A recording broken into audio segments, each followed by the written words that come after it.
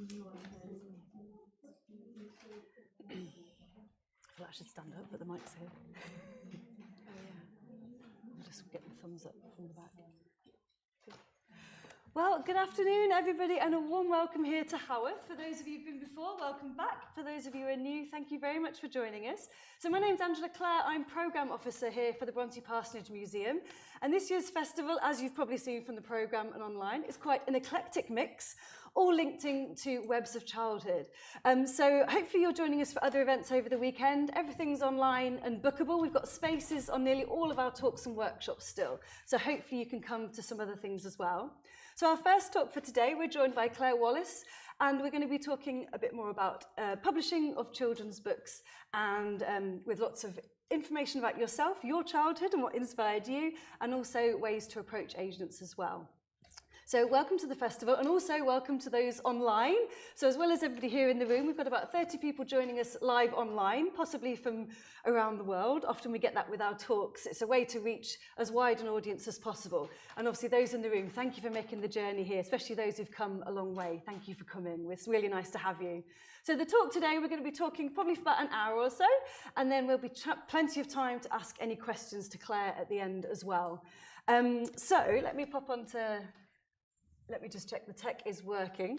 So, is that everything? That's definitely me. That's definitely you, definitely in the right place. So what we'll do is I'm going to put some slides up for Clare, and then I'll give you a bit of an introduction. Oh, I've got interview with Clare, 3:30. Hang on time. There we go, we all started. Oh, hang on a second. Oh, hang on. Where's my thing's gone off my desktop? Sorry, everybody. It was there a second ago. So let's go back to... Oh, my Lord. Is anybody here an aspiring author? Okay, excellent. Brilliant. Okay. Okay. There we go. So let me get rid of that. Technology. So I'll just give an introduction first. So Clare Wallace is Managing Director of Children's and agent for the Darley Anderson Agency. So Darley Anderson Agency and Associates specialises in best-selling commercial fiction.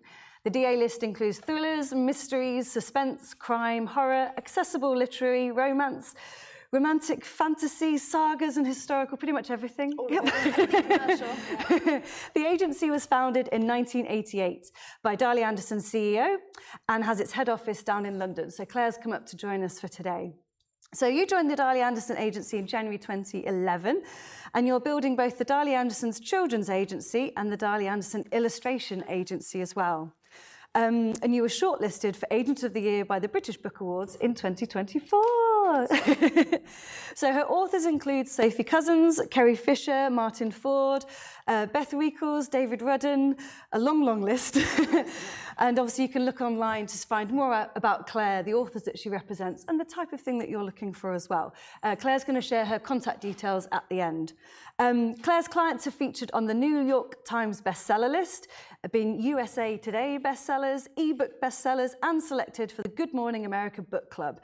And many titles have been adapted or are in development for on-screen as well.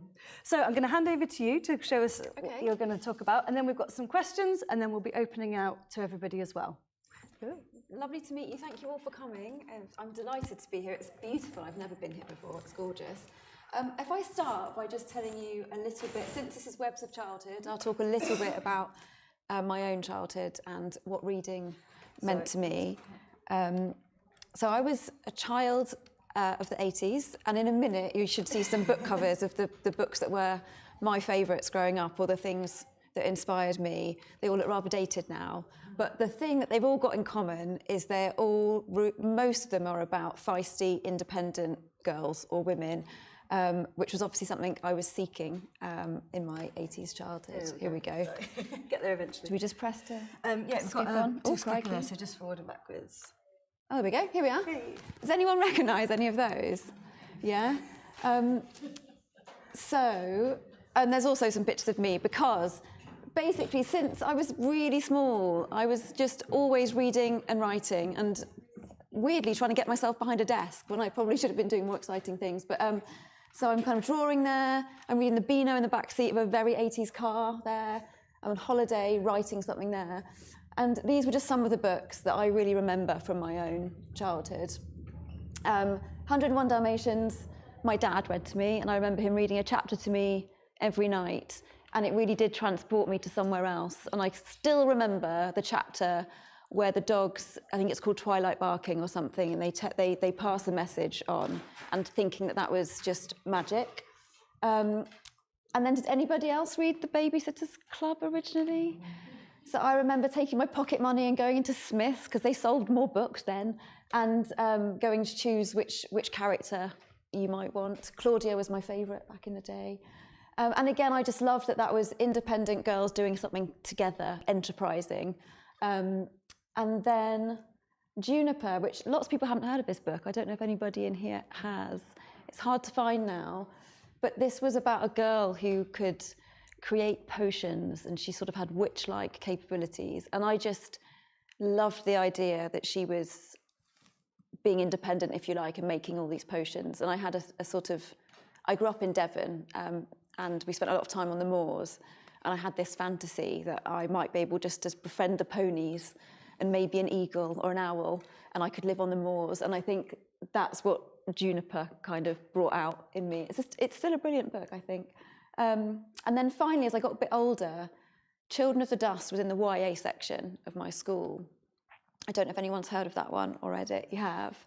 Did you like it? I did, bizarrely, because it's got quite a hard bit, but then it ends on hope, doesn't it? It's so hopeful. It is really dark, and I think it was really ahead of its time in terms of its ambition and scope. Essentially, it starts with the UK being hit by a nuclear fallout, essentially, and you follow one child, and the next bit of the book is sort of a whole generation later, and you follow several generations of descendants from this child. And what I loved about that is it felt very grown up, hugely adult themes, didn't patronise the children at all. It was inviting you to talk and discuss about these really big things. And I guess in the 80s, Cold War and all of that as well, it probably felt very pertinent to the times. So, and I should also mention Little Love Song by Michelle Magorian, and I also loved Back Home by her, which is one of the books I reread. But this was probably one of my first, as a teenager, introduction to romance and to losing your virginity. That's all covered in this book. And it, again, felt very adult, and it was very clever because the author set it against the backdrop of the Second World War. And it's a girl's coming-of-age story of going through her first love and loss, and then making her own decisions about the kind of woman that she wants to be. And it's her journey to independence, really.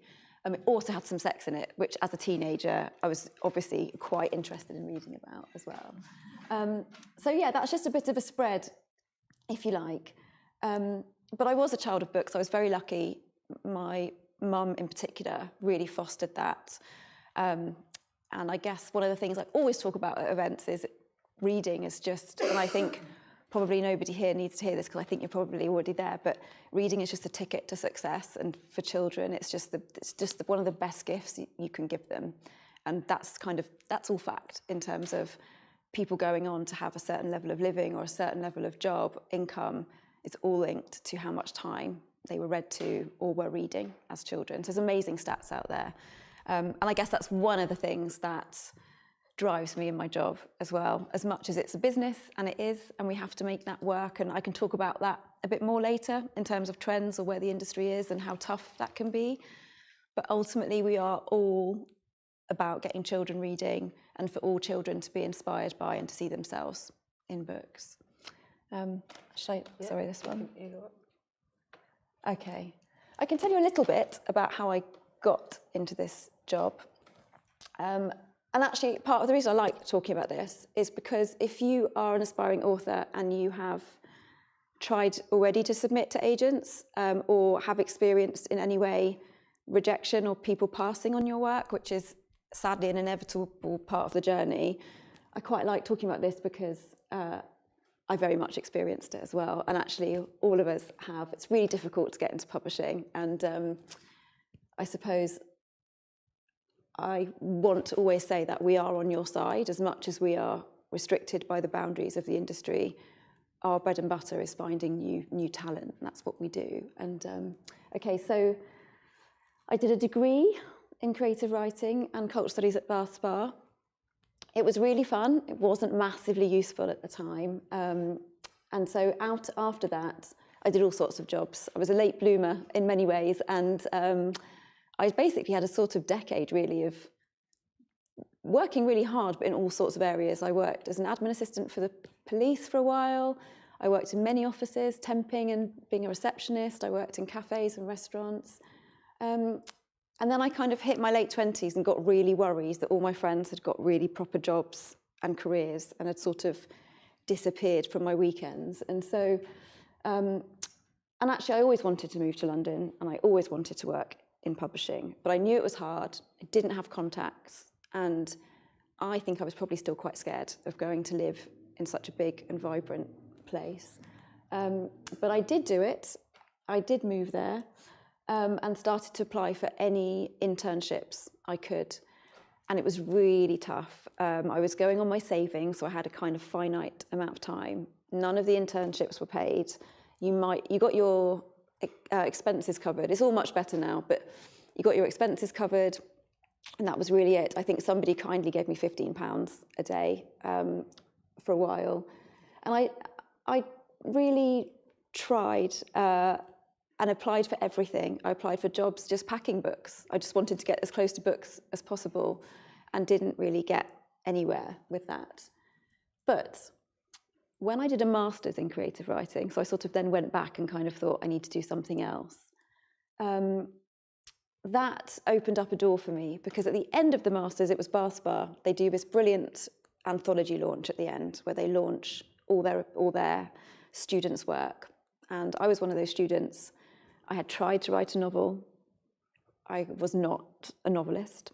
I really struggled. And I still have hats off and admiration to anyone who can see that project through on the absolute gamble that it is before you get an agent and a publisher and committing yourself to writing, 80,000 words.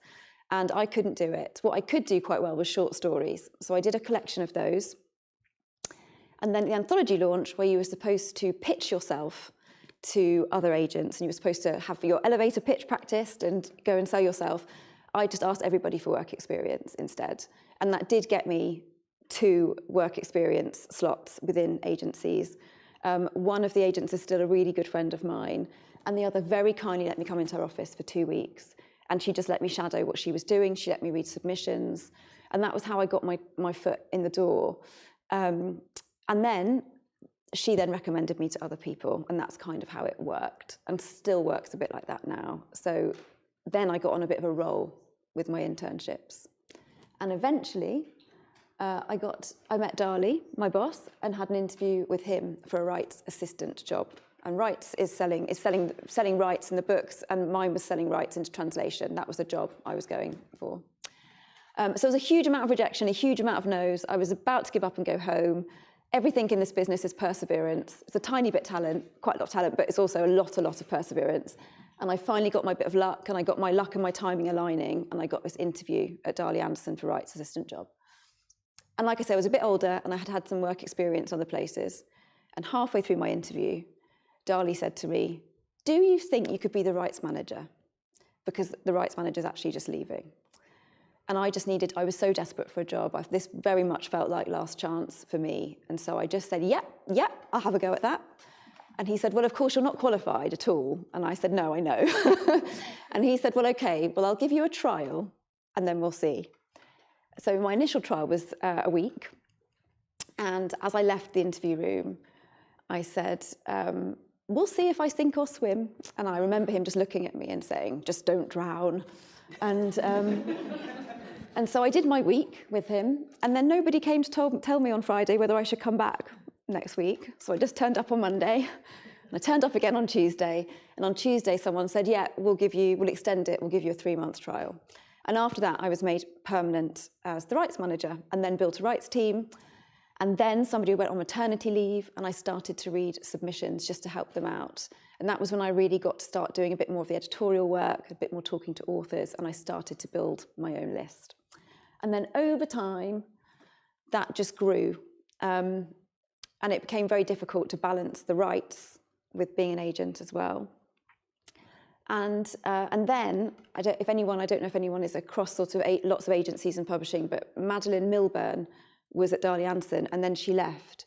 And she had really built the children's agency up. And when she left, her clients went with her, which is very normal. It's what happened. But it meant our children's list had kind of been quite vibrant and then went down to nothing. And Darley was thinking about closing the children's arm of the agency. And he just said, do you want to have a go?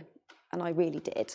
So I had to go, and that's kind of, I've tried for I guess really since 2015, building that foundation up and out. And now we're our own thing. We're our own agency now. We're a separate company to the adults agency, and we set up the illustration agency as well. And I think there's about 6 of us across the whole team. So yeah, that's my potted history, if you like. But the one thing I would take away from it is just perseverance. It was really tough, and this was the one thing that I wanted to do. It was the one profession I wanted to be in, and I came very, very close to not really managing it. And it just took one person to take a bit of a chance on me. And that's all you need from an agent as well. You just need, and agents, that's all they need from editors. They just need one yes. We only need one yes. Stephen King says every no gets you closer to your yes. And I quite like that. I can skip past that bit. There's just some visuals of some of the books I represent. There's a bit of a spread there. There's some adult titles on there as well. But you'll see they're commercial. You can tell by looking at most of them what genre they probably are and what age range they're for. You'll see quite a lot of historical fiction on there because that's just something that I love. Very contemporary stories as well. And I do some women's fiction and romance also. And then the Going the Distance was one of the is a part of the Kissing Booth franchise, and that's one of the books that's been made into a film. And this time next year is actually just dropped on Netflix today. It's just launched as well, so that's another one. But yeah, you can see, I think, a big spread of taste. Dark Lullaby is very dark. It's a bit like Handmaid's Tale. Steady for This is very, very funny. The Haunting of Tyrese Walker it's a horror story, but it's about grief. Boy in the Tower is dystopian. Polly Ho Yen. Call of Titanic is a twist on the Titanic story, but based in truth. So yeah, that gives you a sort of sense, I think, of the eclecticness of my taste. One thing I'd say about Darley Anderson is that we are very, very commercial, and that's one of the things that we're always kind of considering. My boss was always very much driven by finding the bestseller. That's what we're always tasked with. And then I can give you a little rundown of my role as an agent. Really, the top things I do, or I should be good at. Number one is talent spotting, which is kind of coming back to you in here. We're nothing without authors and illustrators and clients. So talent spotting is something that you really have to demonstrate you can do. Most agents are given around 2 years. Maybe 2 years is a bit. I was given 2 years, put it that way, to demonstrate I could talent spot and sell into the market. And mostly now my submissions come through my inbox. People just submit directly to me, and that is where I find the majority of my clients from. I think there's a lot of talk about having to know people. That's really not the case. We really, really do find people through reading our emails and sometimes at events as well. But the bulk is through the submissions inbox. And then when I found something, I found a manuscript that I like. Usually it's the first 3 chapters, and I can talk about all of that more after. But the next thing I would do is contact the author and say, please send me the rest. I love it. And then if I still love it after I've read the rest, or I think it can be moulded or it can be edited slightly to push certain elements of it, I'll have a chat with the author and see if they would like to sign with me. If they say yes, the next bit really is getting the book ready to go out on submission. And that's when I would have some editorial input. Agents are all different. Some of us do lots of editorial work. Some of us don't have as much time or don't like to do as much. I really love it. I love a pedantic line edit. I love a structural chat. I love talking about stories, so I love all the creative chats. And I always think sometimes when people hear me on the phone and I'm talking about, well, that parrot shouldn't do that because that parrot wouldn't wear those boots. And so I think what a privilege really that's my sensible conversations at work. So I love the editorial process. And then when we've polished and edited as much as we can, and sometimes that's really quick, and sometimes you might be lucky and a book might be on submission within 3 months. Sometimes I've worked for a year on things. Then when it's ready, you get ready to go out on submission, and that's where the matchmaking comes in. So it's my job to match authors and manuscripts with editors who I think would be a good fit for them, or the publishing house would be a good fit. And so another part of my job is to meet with editors and art teams all the time to ask them what they're looking for. And sometimes things are here to stay for a while, like romantasy, which is one of the things that's doing very well at the moment. And sometimes things move very, very quickly. So at London Book Fair this year, everyone was saying, do you have something about axolotls in picture books? Axolotls and capybaras, please. And but that every publisher probably had room for one book on axolotls and one book on capybaras, or maybe them both in one text. And so once that slot was filled, that trend was over, if you like, and then you sort of missed that. So those things are lucky if you happen to have got one in your back pocket, or somebody's very quickly able to put one together. But so that would be my job, is to put a submission list together, matchmake authors with editors, and then I would send the book out on submission. And mostly this is all done by email. And then, if we're lucky and we get an offer, and if we're really lucky and we get more than one offer, which is where we always want to be, it would be my job to negotiate the best deal that I can for that client. And that is about money, and it is about terms, but it's also about the right creative fit and them having a vision and feeling that the publisher's vision aligns with the client's vision. And also, you're always hoping it's not just going to be one book. It's going to be from ideally two, with a view to how that can build out in the future. And it would be my job to negotiate that and to push those terms. And then after that, to push the contract terms once we've closed the deal. And then outside of that is author care, which is probably what takes up probably about 85% of my time. And that covers so many things, because we wear a lot of hats as agents.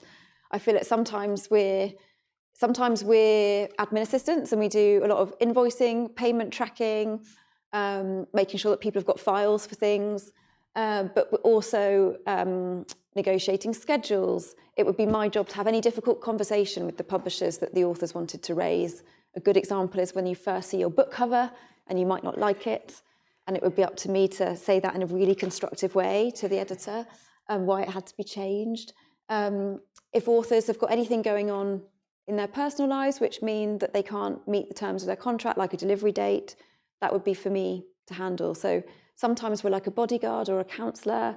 Sometimes, yeah. So it's a really multi-skilled job, and it's great if you like people. It's great if you like talking to people. I absolutely love that side of working with my authors, and some of them I've worked with for sort of over 10 years now, and feel like we've all gone through, our life cycles together at this point. So it's a really special relationship, and I think you don't get that as much in other areas of publishing, and that's why I like agenting as opposed to working, say, in a publishing house. I like that closeness that you have in the way that you work. And Lee Child always says that the agent sees what's going on behind the curtain and nobody else does. So we always present things. It's our job to present things well to publishers, but it's the agent that would have seen the 13 drafts that went before. And I like that element of it as well, the really building things out from the ground up, really. So yeah, that's in a nutshell my job. And then this is a typical day in any order. You can mix the numbers up. Some days they're all one. But so admin and author care, inbox management, author emails takes up a lot of my time. Mondays, that's basically Monday, catching up over the weekend, submitting and negotiating, prepping books on submission, perfecting pitches. I work with a lovely team, and we all do this together. We all read our pitches out for books together, thinking up good comparison titles. That's a really fun, creative part of the job. Getting our submission list ready, negotiating deals. Contracts, my least favourite part of my job, because none of us are lawyers and we've all learned on the job. And I've been doing it for a long time now, and we do outsource to experts sometimes, but they're hefty legal documents. Film and TV ones are much worse. They're sort of 40 pages long. But they can take months because it's so important that you get the wording right, and there's a lot of back and forth. And things like you have to sort of move with the times. Things change all the time. So when ebooks came in, that was a huge thing with contracts. And now AI is the is the clause that we are all trying to get in all contracts and find wording that benefits both publishers and authors and protects their work. Events and meetings, I reckon I'm at meetings. I probably have, I don't know, 3 or 4 in person or on Zoom meetings a week, either with authors or editors. We also get to do nice things like book launches, which is wonderful. Coming out to do days like this, which I love. And then reading submissions and editing, which we do all at home. I never get to read a manuscript at my desk, so it's not a 9-to-5 job, and it's just the way it is. So I do all my reading and all my editing in my own time. And I've just written there, fun fact, I receive at least 150 submissions each week, which gives you just a sense, I guess, of the bulk. I know that sounds really daunting in terms of odds, but anybody can submit to us. Some people will write a book the night before and send it. Others will have worked really hard and really done their research. And the ones that you love, or the ones that are really good, if you like, just shine through. And sometimes I might have read 70 in a row, and I have to get up from my desk and I have to go and look at a book that I've agented on my shelf, and I open it up to remind myself that I do know what good writing is and I can find it. And then, but it's always there, and that's one of the most exciting parts of the job still. It's still a novelty to read the submissions, and you just never know what you're going to find, and that's the beauty of it. One month you might find 3 amazing things, then you might not read anything you love for 5 months, and then you find that you've just signed 4 people. So I love the fact that every day is different as well. I think that's it, really. And then I'm just going to leave my details up here in case anybody did want to look me up or did want to find me in social media or email me. That's my direct email address. I've talked for ages. I hope that was useful. That's brilliant. Well, I think I'll start by asking a few questions. I mean, you've covered so much. Sorry, I blazed through. That's right. I don't know about any other authors, but it's quite satisfying to hear that Claire didn't have the easiest journey to getting into your job role as well. And so, book-wise, do you ever feel like you want to go back to writing a novel? Or have you got anything burning away, or have you definitely put that behind you now? Or? I think, sadly for now, occasionally I do flirt with the idea. Okay. But I think a lot of my creative energy and thought process, if you like, goes into the editing of other people's books, which I find really satisfying. And I still don't think I've got the stamina. It's really easy. It's much easier to come in and read someone else's work. But, I think you could fix that. And could you shuffle that around here? And what about pushing the writing here? I think what I can't do is come up with original plot lines, frankly. So I do think about it. And I miss it. But I also do still get that... I guess if you're writers in here, I think you'll relate to the feeling when you're writing, and it sort of feels quite peaceful and it's all going well and it's a really lovely feeling. And I think I still get that when I'm reading and editing somebody else's work. So I still get to sort of scratch that itch a little bit. Yeah. Maybe one day. And do you think it's still quite sort of London-centric, sort of agents and publishers? And is it still quite focused? Because you said obviously you made the jump and you said, I'm going to go and do it. Obviously, we're all up north. So then you had to. You did have to. Yeah. It was London or New York, and that was it. Yeah. But things are changing all the time. And actually, there's a huge drive to find talent from the north because it has been underserved. So publishers like Hachette have got offices now set up just for that reason. There's some great organisations. There's New Writing North. There's a lot more space now, and there's a lot more interest and drive. And I think publishing has realised how London-centric it was. And also in 2020, there was this revelation driven by Black Lives Matter, that our lists were not diverse. It was not easy for every child to find themselves in books, if I'm talking about it from a children's perspective. And that has opened up doors everywhere. There is this drive now to find voices, new voices from everywhere, anywhere that's different. And so that's really refreshing. And I think it does mean there's a lot more space. There's a book by JP Rose that's going to come out on the 4th of October called Birdie. And that's all set in Lancashire. It's partly based on her own childhood. And it's written a bit in dialect, and that would have been really difficult a little while ago. And it's been bookseller book of the month, I think. So things are changing for the better, definitely. And actually now, because of lockdown, which was obviously horrendous, but one of the small silver linings of lockdown was that we all had to adapt from working from home, and it proved that you could do it. before lockdown, there was a lot of pressure to be in the office as much as possible. And again, it made the job harder if you had children.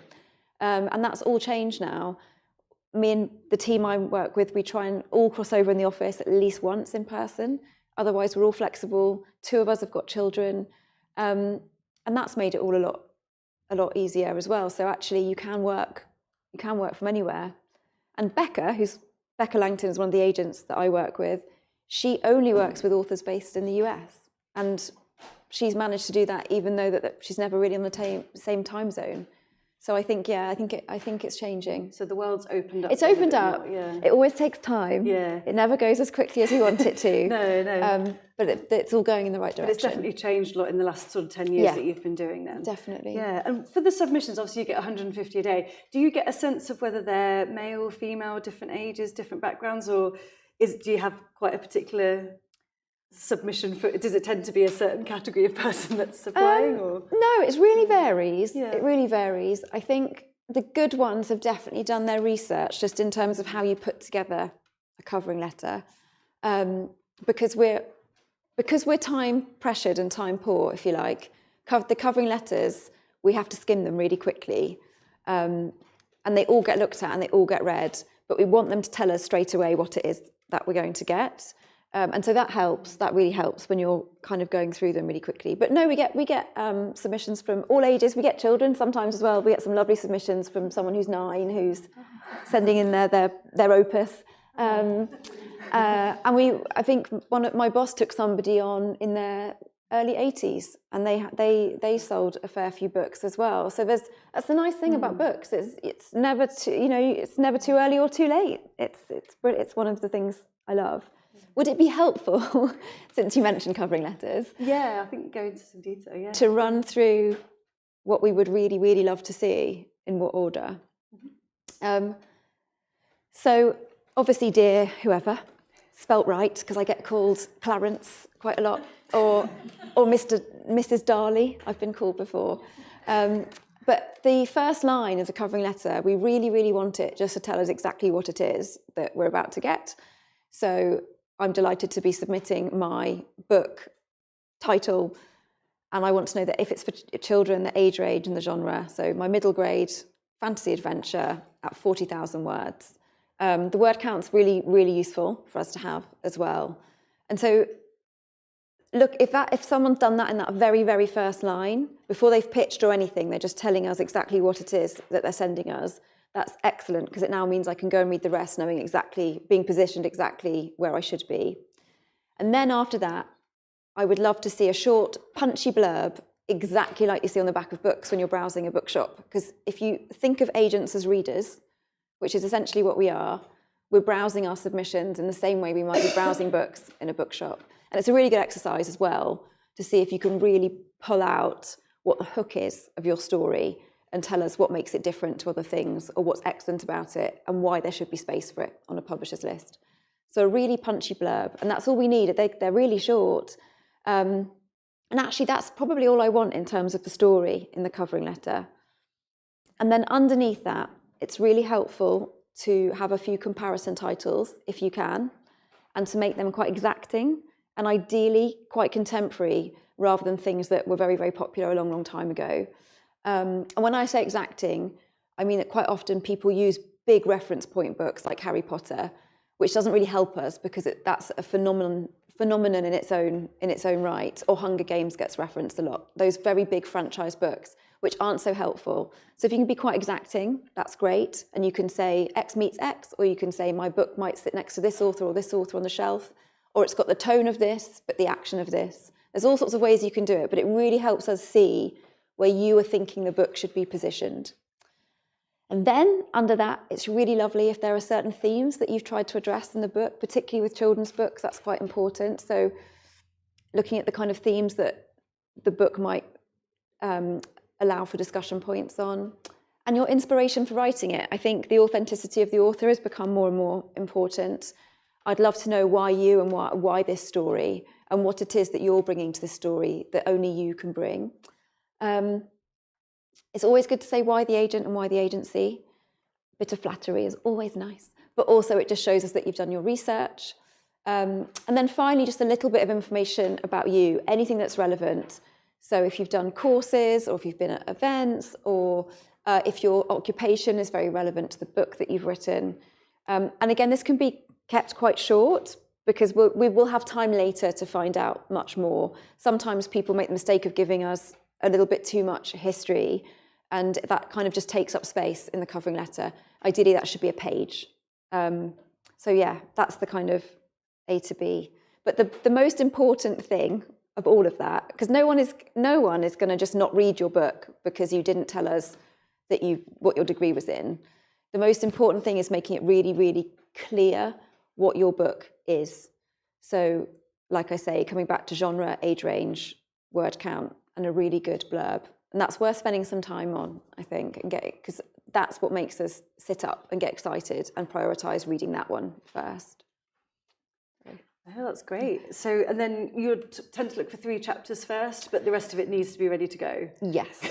So not just 3 chapters. Yeah. First 3 chapters, if it's anything from younger fiction up, picture books up to 3 texts.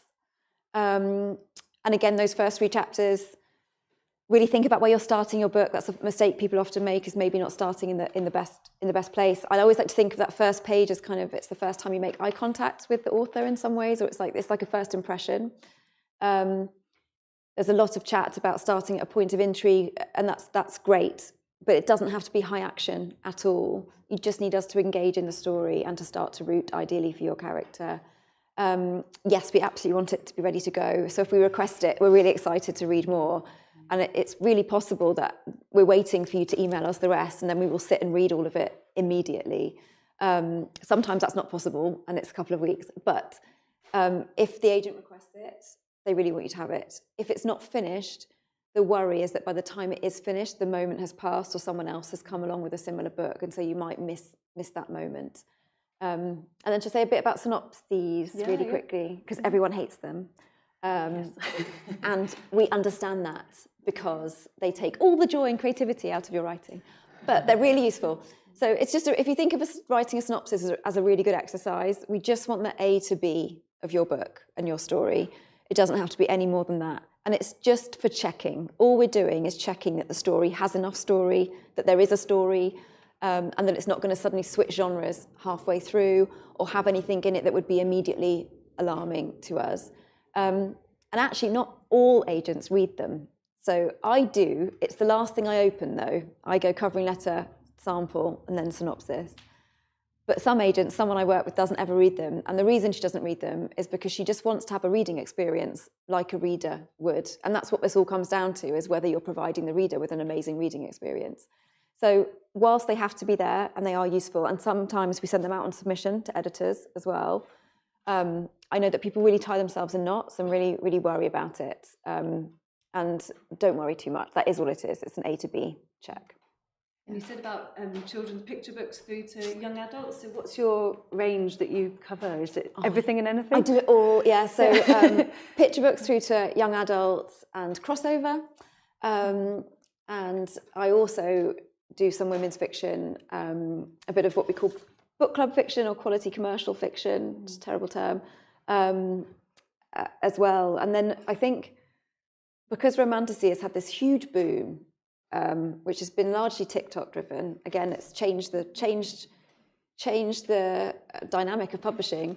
A lot of agents now who weren't necessarily looking at fantasy are now looking at fantasy, and the children's agents are in competition with some of the adults agents because of this crossover area. So it's really competitive between agents. It's very competitive at the moment. So that's another thing, is most of us now will be more open to fantasy and romantasy than we might have been. And can you talk a bit more about that crossover? So obviously young adult, is it clear when you're reading something that it's young adult, or is it quite blurred now? So I think it's getting more and more blurred. Yeah. There's a term, new adult, which came from the States, which was basically YA with sex in it, quite graphic, steamy sex. And it never took off here. It didn't work. But the term sort of lingered. It sort of means crossover. And it is getting more and more blurred. The spice level, if you like, is sometimes what tips things clearly over. or the level of violence, maybe if it's a dystopia or something like that, or the body count if it's a sort of thriller. So it's like the 12, 15 ratings kind of. So basically, and I think also what's happened now is that there's room for, so YA is stretched right into graduation jobs, if you like. It's your early 20s. It's when you're trying to figure out, which used to be restricted to sort of adults. So Beth Recalls writes YA on my list, and she does that where her protagonists are sort of 17. And then she also writes adult women's fiction where her protagonists are about 22 or 23. So there's a tiny, they're in two separate spaces, but the age gap is sort of 4 years between her characters in some cases.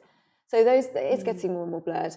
I wouldn't worry too much about it in that if you're not sure whether it's crossover, YA is still a catch-all, or you can say upper YA if people are in their early 20s. And the agent will certainly help you make that decision.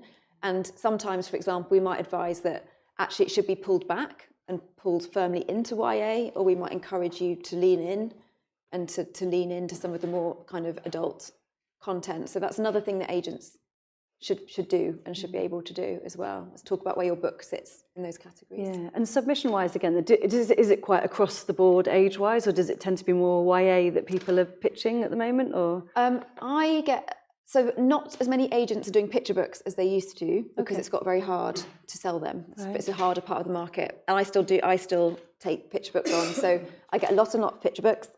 I get a lot of everything, genuinely. Yeah, okay.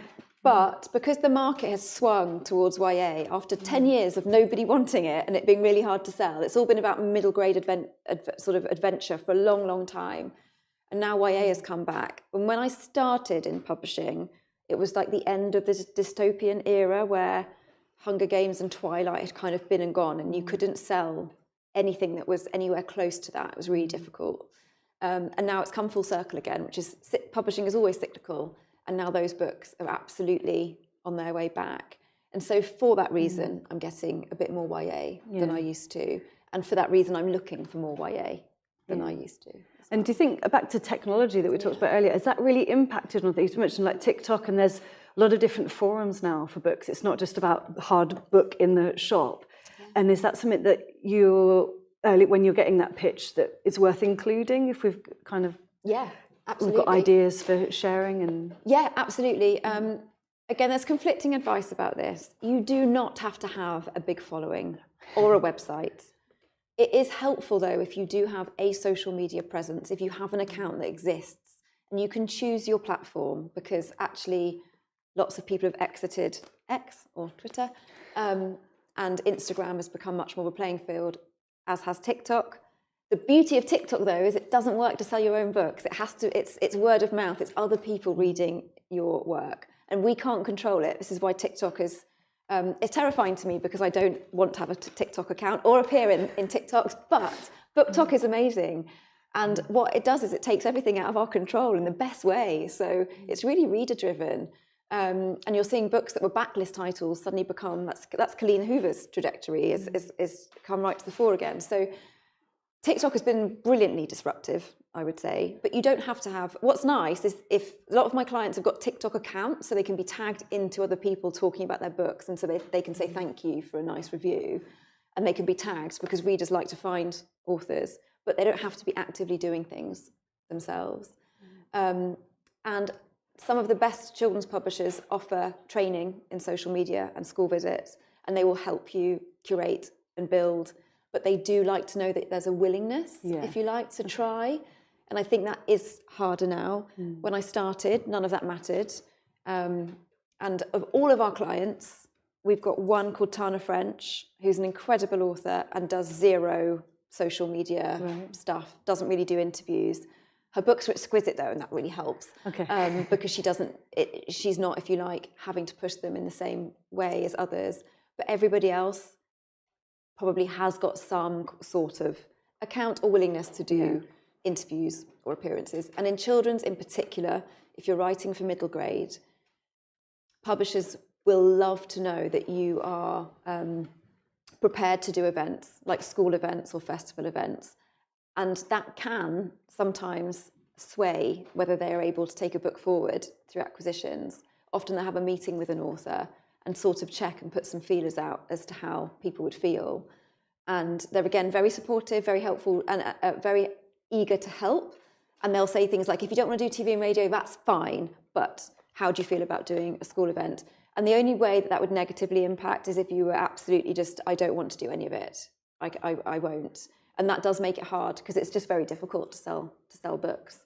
And a lot of selling is done through things like EduTwitter, where we're getting librarians and schools on board. So it's something to be aware of, but you don't have to have it already made. But sorry, going back to your original question, if you have a profile or you have a following, yes, please.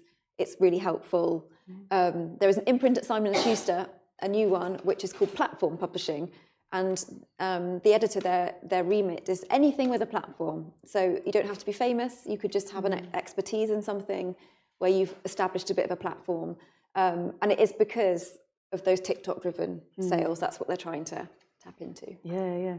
Last few questions for me. We will be opening out shortly. So I was just going to ask, so going back, you shared that slide of lots of the books and stuff. Which kind of have been your favourite, or the most, when you've read that email and gone, yes, this is, and you've seen it all the way through?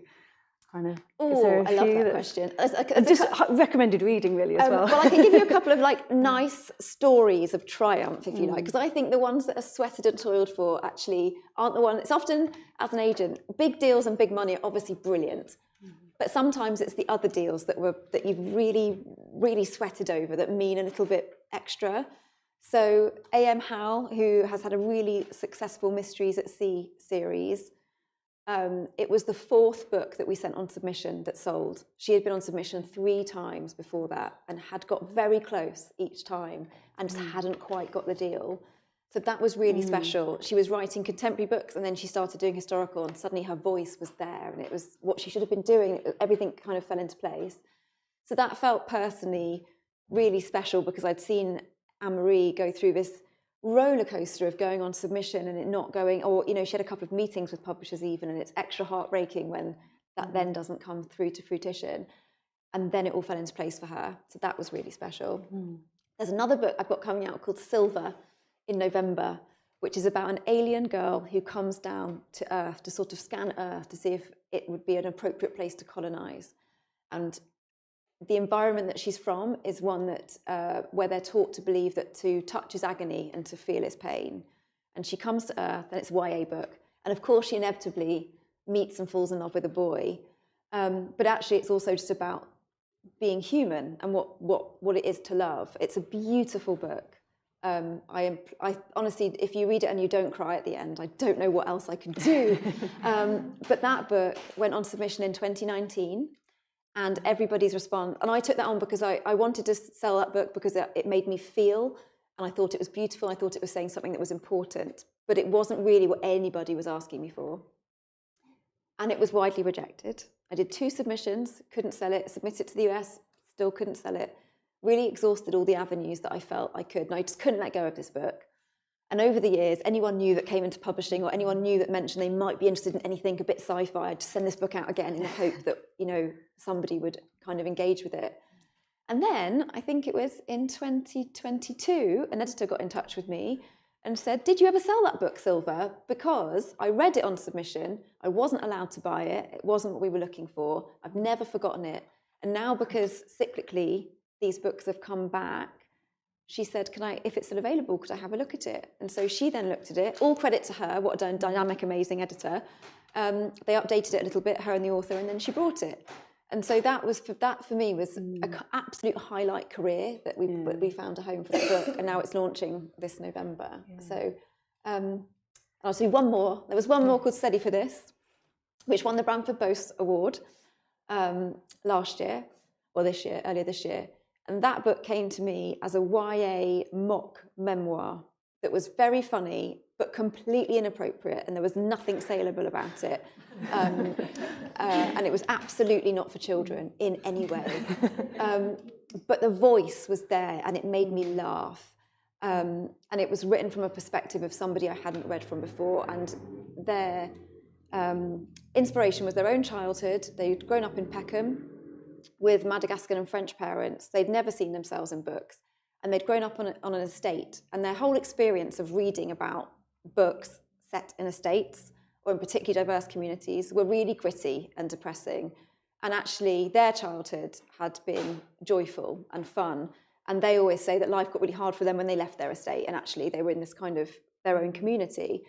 And that's what he wanted to write about. And so that book, there was a voice there, but there was no book. There was a character, though. And so I asked if he would consider rewriting that with a teenage audience in mind, which meant stripping out a lot, but keeping the voice.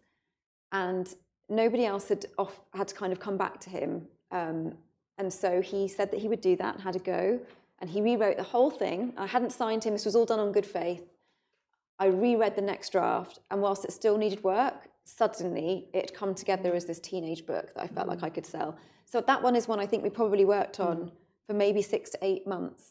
Took it on the basis of just being passionate about the voice, and then sold it, and it's done incredibly well. It's been nominated for lots of awards and has won several. So again, that was something that was sort of passion driven and kind of all came through. A big gamble, because we don't get paid until we sell books. So any time that an agent's putting in, if you like, is unpaid time. That's a gamble. So when it pays off like that, it's amazing. Yeah. So if you can you give us a few examples of books that we should really read, like recent ones that have on my list? Yeah. What's kind of all of them? All of them, obviously all of them. But which have there been a few that have, again, kind of, especially any that are a bit more diverse and any LGBTQ kind of stories that have just been I can a bit speak to different, that. So I represent Josh Silver, and he's got a new book coming out called Traumaland, and he's a mental health nurse. He was an actor. He's gay. He writes about mental health brilliantly. I would vote for him to rule the country.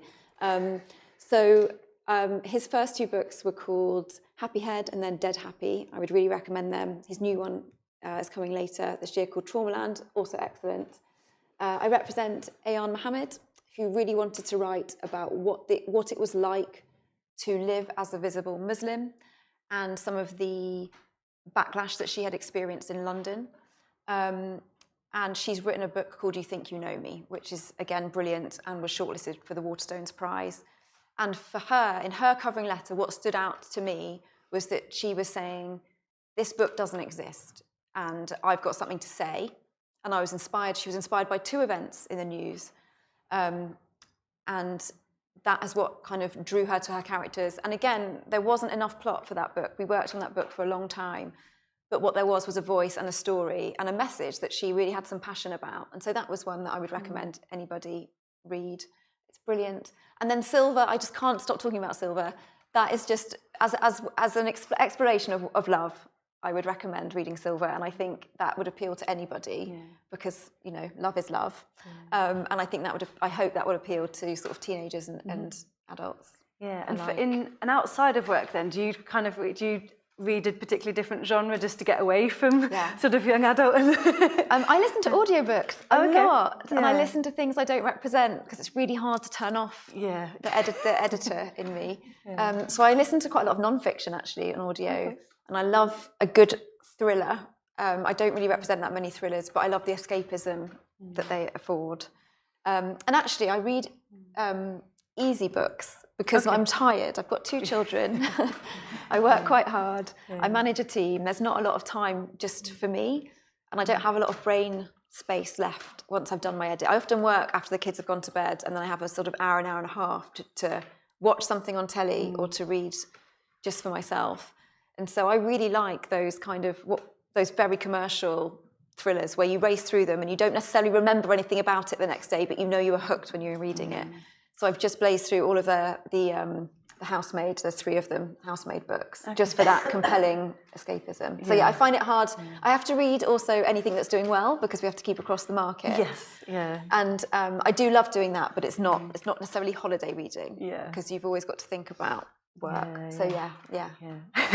And so is there anything in particular you're looking for right now? Is there any kind of things that are being asked about or particular fields? I would prefix anything that anyone says about trends with, we actually don't know what we're looking for often until we find it. And all of us will take on things that we didn't know that we needed, which is the case for Steady for This, and it's the case for You Think You Know Me. And obviously it was the case for Silver because nobody wanted that for 4 years. So to pay attention to trends, but you can't write for them. You've got to write the book that's yours to write. Currently, the market is absolutely swung towards YA, but within that, there are boundaries. So it's not any kind of YA.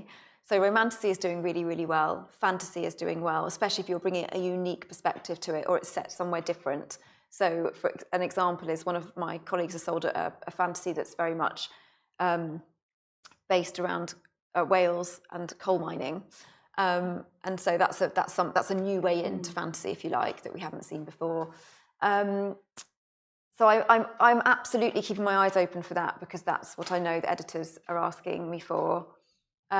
Really unique YA thrillers are evergreen, but it's just very hard to find anything unique in a thriller because everything's been done so many times before. And then there's a big romance boom at the moment. So just love in all its forms across YA, whether that's contemporary or... I think historical is harder unless it's a different perspective of history that we've not seen yet. And that applies to middle grade as well. And I'd say that I'm being asked again, after being not asked for it for 2 years, for big middle grade adventure again. And that's because a lot of the bigger series are coming to an end now. So like Skandar and those, there's sort of space now for the next big thing. And so editors are asking for that again. But also my heartland is YA, and I also just love stories about I love contemporary stuff. I love a new way into a contemporary story as well. And within the book industry, my question was just, is there any scope, because within films and TV, after so many years, things get remade again, like the Brontes, their books have been made, whereas it feels like once a story's out, nobody ever kind of goes back to it. Would there be any reason to go back to an author sort of 20 years on and say your book was a huge success? Could we update or redo things? So a really good example of that is the Babysitter's Club, that I was reading, which is now a series of graphic novels that are doing really, really well. So sometimes that happens. It's often a fresh look though, and a fresh format. So like there's a graphic novel of The Witches as well. So that's one way. And then sometimes there's sometimes books that have been published for a while, because of the swing in the market, it gives publishers another reason to push them again. And so you kind of get a second shot. What is hard is if your book has come out and it's sort of after a year, it becomes your front list for when you're a debut, and then it's backlist after that. And it can be harder to get traction on a backlist. If a frontlist title does well, that can uplift all your backlist and bring them all back to the fore, which is what has happened with Colleen Hoover, for example. But it's harder without that traction. And it's something agents really struggle with and get irritated by, is kind of, we want all our books to have really long tails in terms of sale. And there's the shiny and new always. And then obviously lockdown had a huge impact on anybody publishing in 2020, 2021, with all the bookshops and libraries closed. And is it still kind of through bookshops, libraries, or is it more online sales now, and audiobooks and digital? Has that changed? It's shifted hugely. Audio is huge. Audio is having a massive boom, which is brilliant, and that's trickling down to children's books, because Spotify have been really savvy and given you 15 free hours of listening to audiobooks. And so a lot of parents are allowing their children to have part of that space, which has meant that Audible has to get on the case and be competitive with Spotify. And so they're looking at children's as well. So it's brilliant for children's. Audiobooks are really booming. Sadly, we are limited with bookshops. They've shrunk and shrunk and shrunk. Smith's Travel is still great, but Smith's itself don't really do much for book sales anymore. Waterstones obviously corner the market. So if for whatever reason the Waterstones children's buyer doesn't respond to your book, it's going to be really hard to get those sales. And that's a really difficult thing that happens sometimes to children's authors. And so you are always looking to seek sales outside of that. Online is massive. Sadly, Amazon is massive because they price match, but one positive thing is the works have become really punchy in that space. And the works were known for just discount books, which basically meant that publishers had stock to clear, and they would sort of throw them in the works, and you could buy them for £1 or £2. And now they have frontlist titles, and they're still really heavily discounted, but they count as sales for that author. So they didn't used to. It was sort of backlist stock that wasn't really measured. It was a way to clear stock. And for an author, that meant you get sort of 10% of net receipts, which is a very, very, very small royalty. now those books count as sort of frontlist sales, so they would count towards your sales track. And if you were aiming to get in the Sunday Times list, books sold through the works. So they're a new player, I'd say, which is really exciting to see. And subscription boxes have become, if you're in the YA space, have become everything. Getting a subscription box is an amazing way to boost sales. So it's changing, but we're ever hopeful and ever positive, because that's our job. And obviously people who can afford to support their local bookshops is brilliant, but you have to recognise that not everybody can. Supermarket space for children's books is horrendous. Only brands, only celebrities, and some picture books. So that's really difficult for debuts to get into that supermarket space. So it has got harder, it's pinched, and it has made buying more cautious in terms of what publishers are able to go for. But there's always new avenues, and I think people are being more and more innovative about the way that they're approaching, like with audio, and audio's got more and more dramatic now in terms of how it's delivered. So, If something closes and something else opens up and moves around. And then as far as, the celebrity literary things, I mean, that's across all sort of audiences and genres. Is that, again, do you have anybody approaching you, celebrity, or are you looking for... Yes, it's a mixture. It's a mixture. I suppose it depends on where you put your measures for celebrity. So one of my colleagues has several Paralympians on her list, and she has worked with them to develop brilliant fiction and non-fiction books. And so in a way that is celebrity publishing, but there was nothing else out there, and actually it's a real contribution to literature. We also have Fury, the Gladiator, on our list. She's amazing, but she's lived with being deaf all her life, and she was told she would amount to nothing. And so she's also now doing some children's publishing.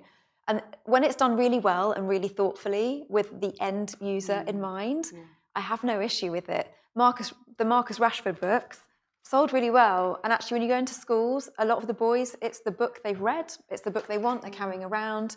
I can't knock that. I can't knock anything that's making children read. The other side of it is harder. We've been approached several times to find ghostwriters for celebrities as well, but the terms are often really terrible. It's not very fair. And so we have turned down some of those before. I know it's a very, everyone feels a certain type of way about it, and we do too. And it is just what we're up against. I will say a lot of the celebrity books don't actually sell in huge volume. And I'm not really sure when publishing will learn its lesson on that front. But hopefully one day. But yeah. Great stuff. Well, I've asked lots of questions. So this is a chance, if you do have any questions, please ask away. Just pop your hand up if there's anything. Yes. I've got a few questions. Okay. Go for it. So if a debut writer wants to get into the industry, and they like to write, or they want to write in all, what one would you advise them to go for first? What was that? What was the bit? So if you're a debut and you write picture books and middle grade, and you might have some ideas for YA, which one would you say they should go with first? So the nice thing about children's is you can diversify and you can do more than one age range, but we hope that you would be focused to start with. And it's really probably about pulling out the thing that you think is the best and the most polished. I will say picture books is just very, very difficult for debuts at the moment across the board, and editors are telling us that as well. So if you are submitting a picture book or you have other things, it's really wise to say that you've got other things that you're working on as well, particularly in picture books. I think what we worry about when people submit to us and they say, well, I'm writing YA and middle grade and picture book, I've got loads of ideas. Loads of ideas is great, but we will need to focus on one strand first to establish you, and then you can look at maybe establishing a second thread. So my colleague Lydia represents Rachel Morris Rowe, and she's got picture books, chapter books, and now we've sold a middle grade, so she's got 3 amazing threads, but we've built up and out, establishing her in the picture book space first. Does that answer that enough? Yeah. Carry on, you're fine. Yeah, go for it. My other question was about non-fiction. Yes. For children, not necessarily in the picture book space, but just after the picture book space, there seems to be quite a lot of that coming out.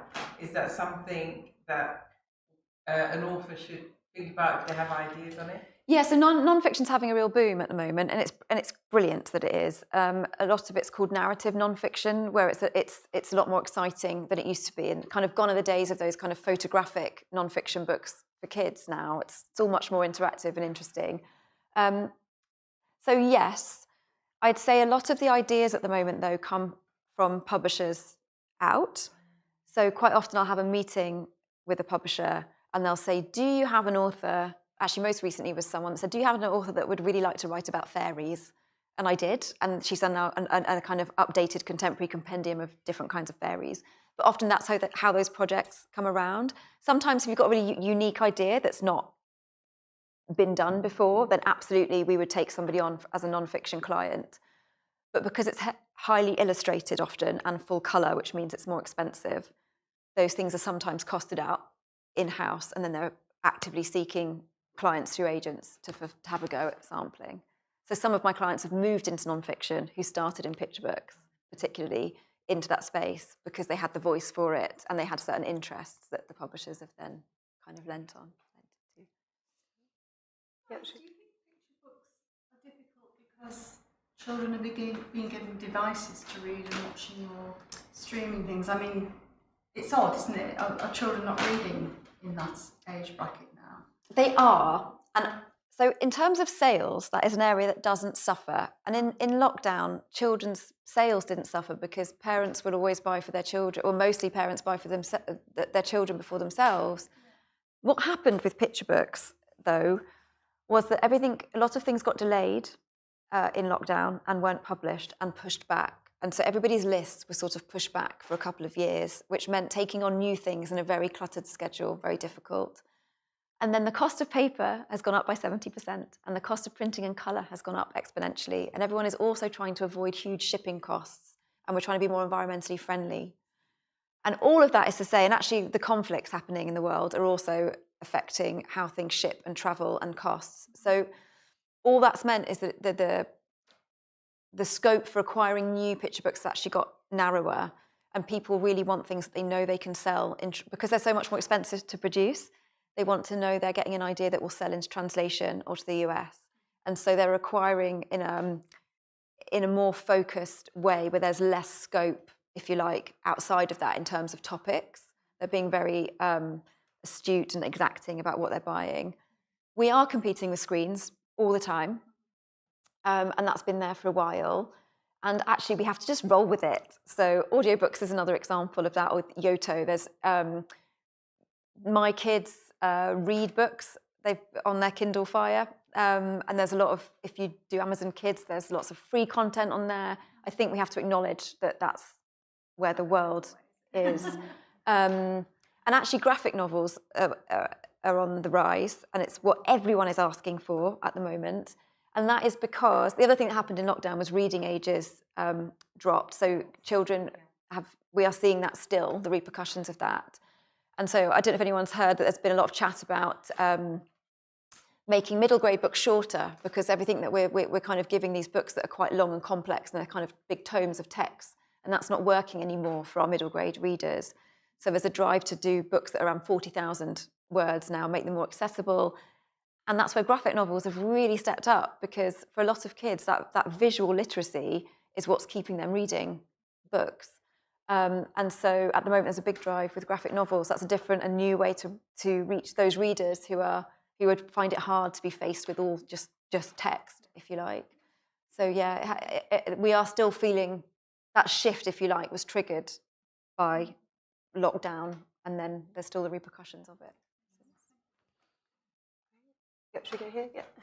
Thank you so much for all the information. It's really useful. We've been making lots of notes.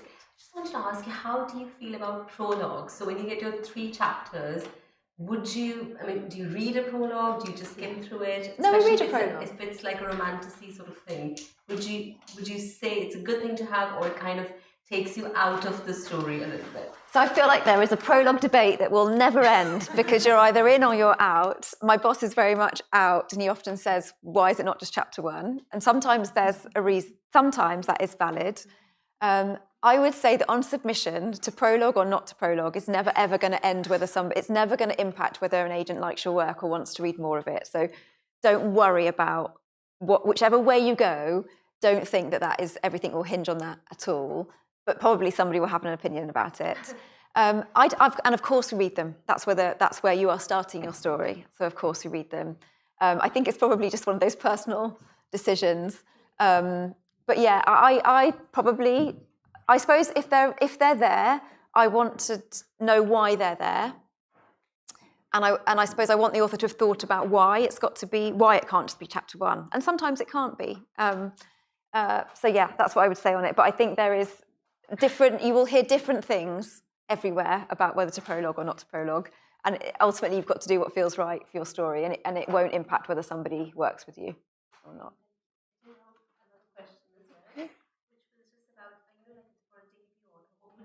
Considered it's a really tricky thing to say, but a good number of sales for a debut author, especially in sort of middle grade YA kind of area. So middle grade, let's just talk about paperbacks, because they're the ones that are counted sort of officially for the Sunday Times and things. So when we're talking about sales, we're often specifically talking about paperback sales. And ebooks is a whole other thing in children's, especially in middle grade, not in YA. Anywhere between 5 and 10,000 would be great. 10 is really, if you've sold 10,000 of your middle grade in your first year, you're doing really, really well. If you've sold 5, that's really solid. And that would be paperback specifically, I think. It is quite similar. YA, you would probably hope to have balanced out those sales a bit better with ebook. And so sometimes if you've been in an ebook promotion, sometimes ebooks can make up the bulk of your sales, and that's still deemed very, very successful. Yeah, I'd say between the 5 and 10. YA is slightly harder to sell in terms of reaching the end user. And picture books, it sort of depends, because everything's supposed to be costed before people are aiming for a certain level of sales when they make you an offer. And then when books go big, that all goes out of the window in terms of people negotiating for them. So different books will have different targets.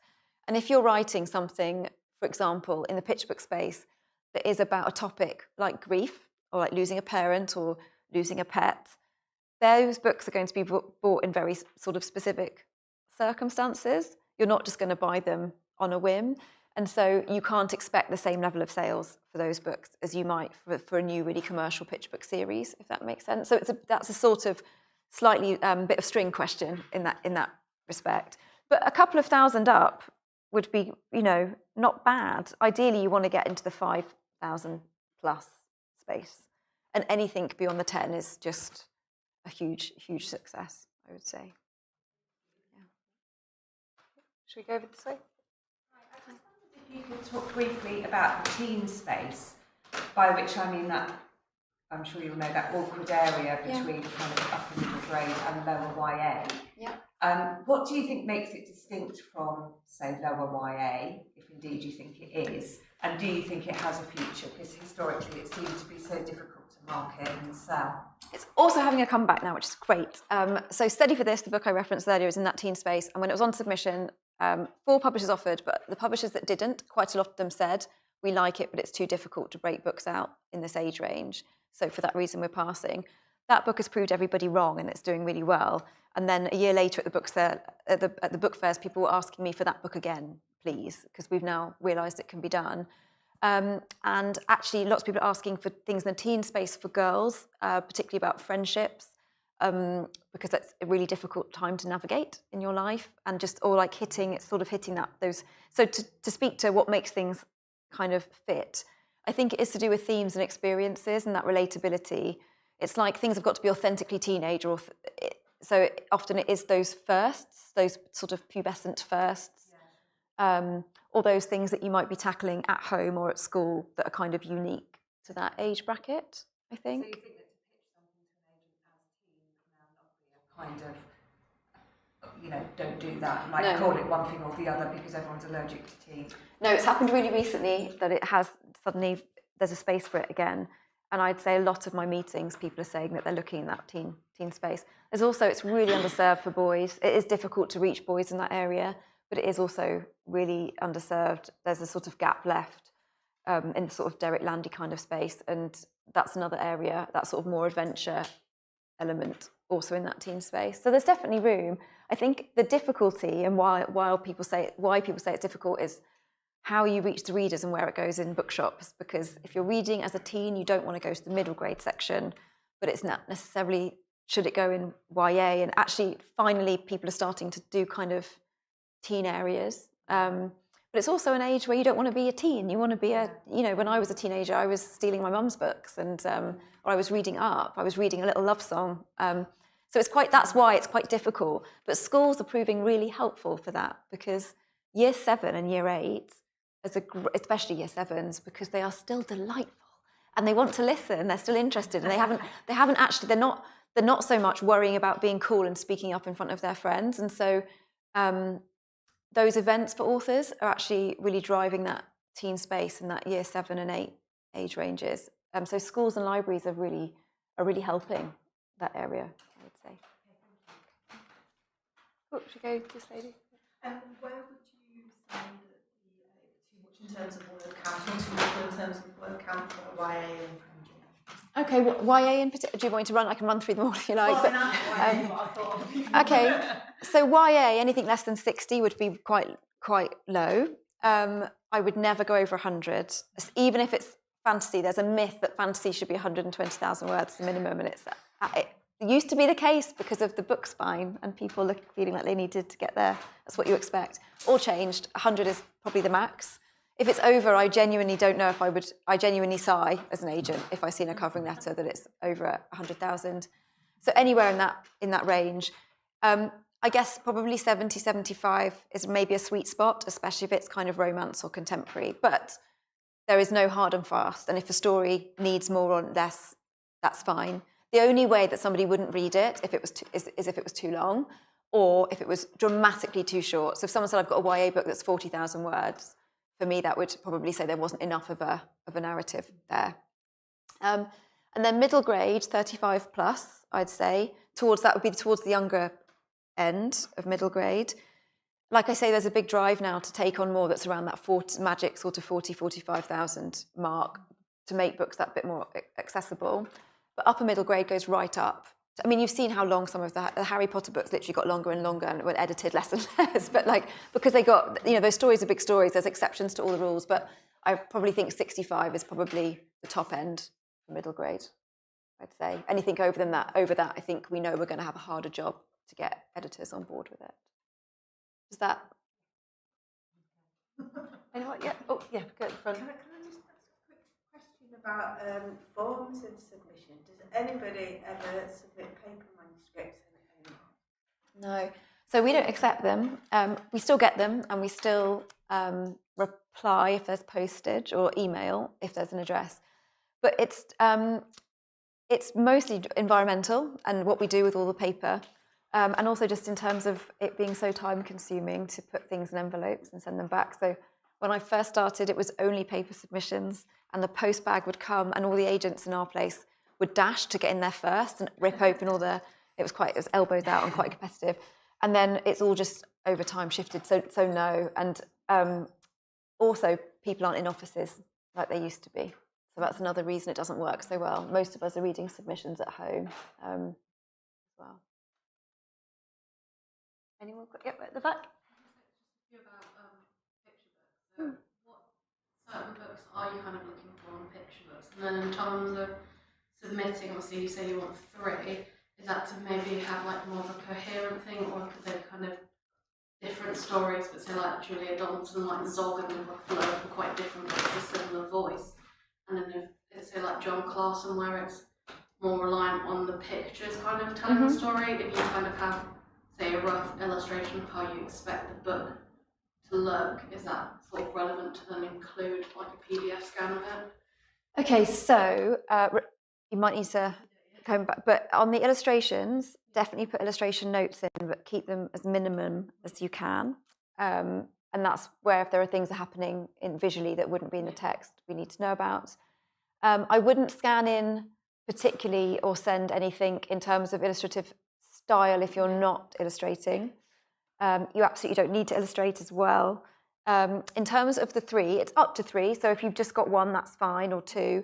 And actually, you might hear conflicting things on this. In some ways, we would be looking at who you want to be as a picture book author, right? But if you're amazing at writing rhyming commercial text, and you're amazing at writing lyrical text as well, send them both. because there's space for both and you can have more than one thread. And how that would work is you'd have a publisher for one thread and a publisher for another. And so I think it's actually quite good if you can do more than one thing in picture book to demonstrate that, particularly if you can do rhyme and prose. It's really good to demonstrate that you can do both. Was there any bit of your question I didn't answer? Oh, yeah. Oh, yeah. So funny is always, genuinely funny, always for the home market, always. UK always want funny. Quite hard to do, but that always wins. Anarchic is something that we're being asked for quite a lot.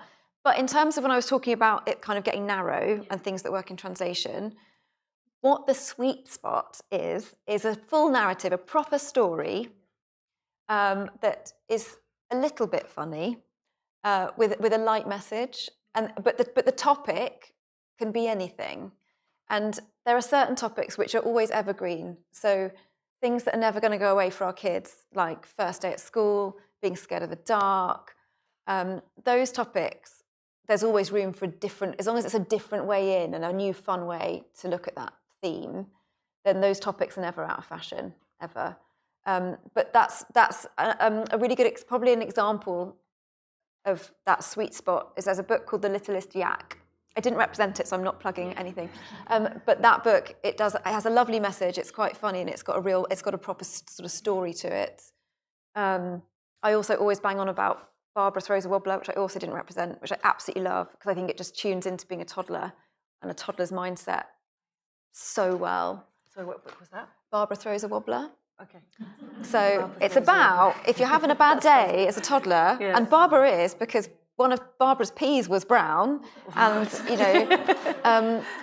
and you have a big emotion about it, which toddlers do. Yeah. It's all about how you don't have to let that take over your whole day, and you've also got a bit of control about. So the wobbler appears as a thing, and the wobbler kind of says to Barbara, "I can hang around all day, that's cool, but also you can just put me back in my box." And so it's a lovely way into talking. It's very funny. So those sorts of stories. And then there are really funny, silly ones like You Must Bring a Hat, which won the Sainsbury's Award, I think, which are just ludicrous and escalate and are just wonderful to read and wonderful to read aloud. And that's another thing as well, is thinking about how your book performs when it's read aloud, because, of course, picture books, the majority of how they are read is parents reading to children. So, yeah. Oh, and one more thing I'd say about picture books very quickly is it's great if they serve a need. That's become more important. So things that serve a need to the parent or the child. And that kind of ties in with that little message.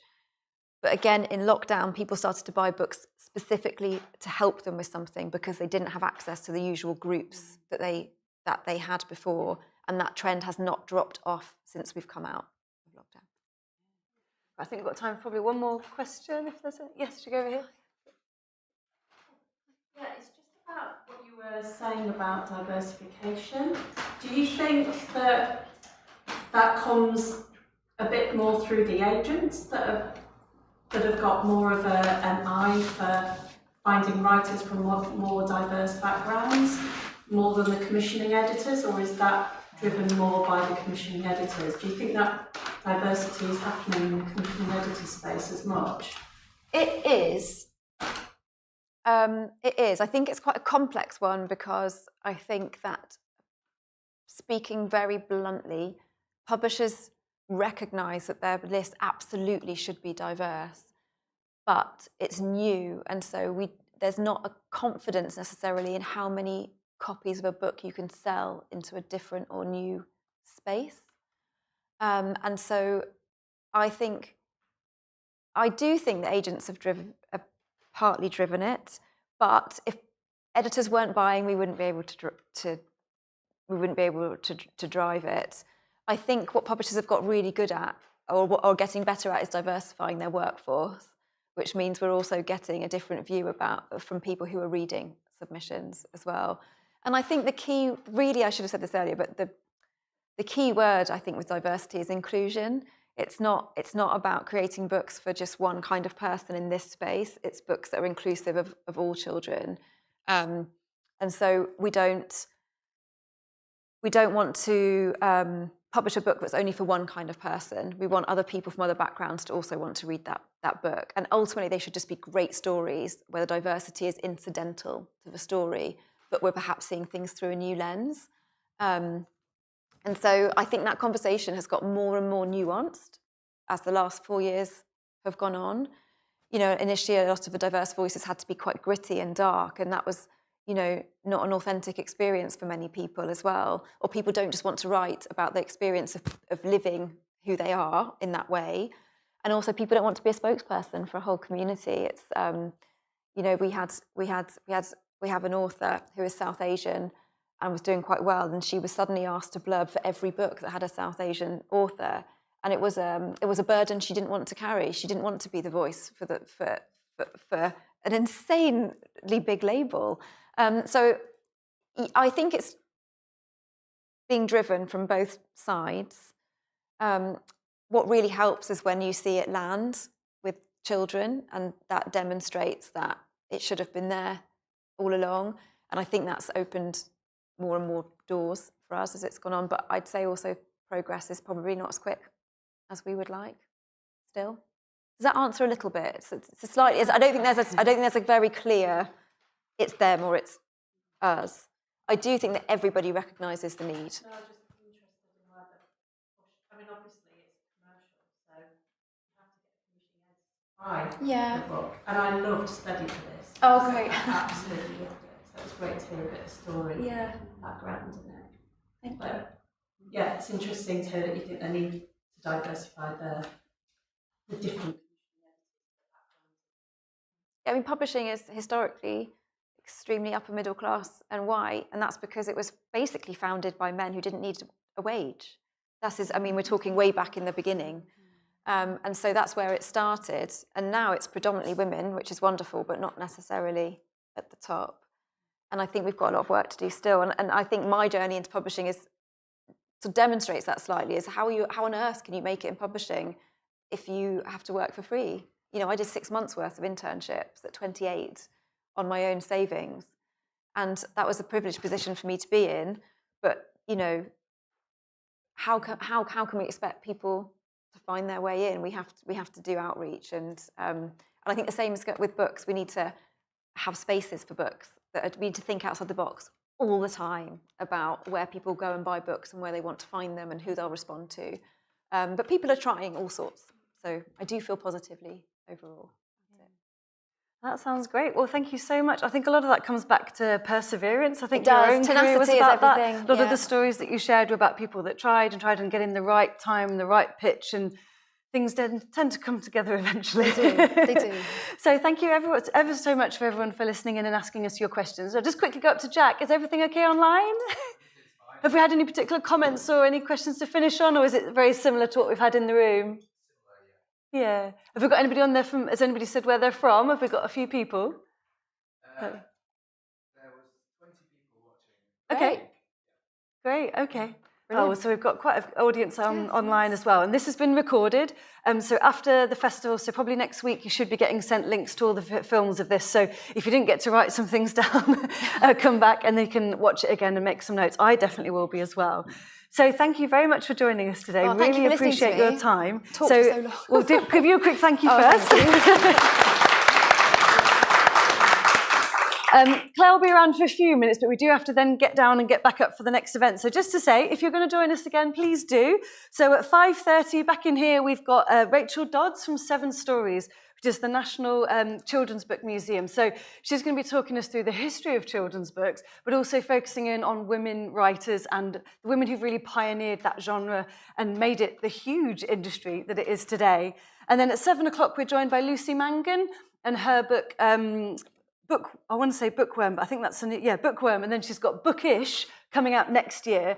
So this book we're talking about today is her childhood reading and how that's inspired her to become the adult that she is. And I think we've touched on it with so many things that we've read. I've got the same pictures of me reading books, you know, completely not involved in what's going on, but with a book in the corner. And I think that's kind of what makes us who we are. And also then often transpires into us wanting to write books for the young people that we were, which is what this has been talking about today. So thank you very much. Thank you for coming, and hopefully see some of you again. And obviously we've got lots of stuff. Make sure you've got a brochure all weekend, so hopefully see some of your faces again. Thank you very much. Thanks so much.